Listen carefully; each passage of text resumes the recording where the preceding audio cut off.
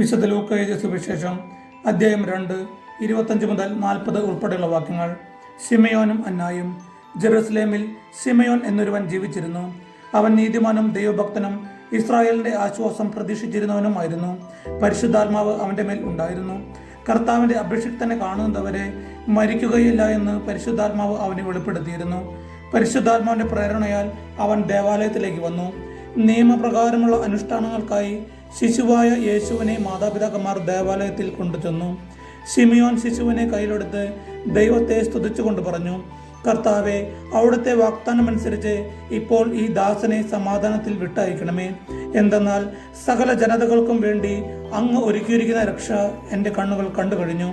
അത് വിജാതിയർക്ക് വെളിപ്പാടിൻ്റെ പ്രകാശവും അവിടുത്തെ ജനമായ ഇസ്രായേലിൻ്റെ മഹിമയുമാണ്. അവനെക്കുറിച്ച് പറയപ്പെട്ടതെല്ലാം കേട്ട് അവൻ്റെ പിതാവും മാതാവും അത്ഭുതപ്പെട്ടു.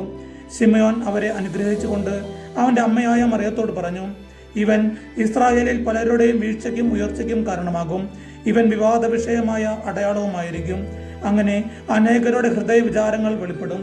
നിന്റെ ഹൃദയത്തിലൂടെ ഒരു വാൾ തുളച്ചു കയറുകയും ചെയ്യും. ഫനുവേലിന്റെ പുത്രിയും ആഷേർ വംശജയുമായ അന്ന എന്നൊരു പ്രവാചകിയും അവിടെ ഉണ്ടായിരുന്നു. ഇവൾ കന്യകാപ്രായം മുതൽ 7 വർഷം ഭർത്താവിനടുത്ത് ജീവിച്ചു.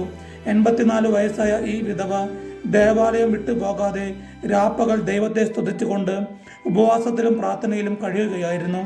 അവൾ അപ്പോൾ തന്നെ മുമ്പോട്ട് വന്ന് ദൈവത്തെ സ്തുതിക്കുകയും ജെറുസലേമിൽ രക്ഷ പ്രതീക്ഷിച്ചുകൊണ്ടിരുന്ന എല്ലാവരോടും ശിശുവിനെ കുറിച്ച് സംസാരിക്കുകയും ചെയ്തു.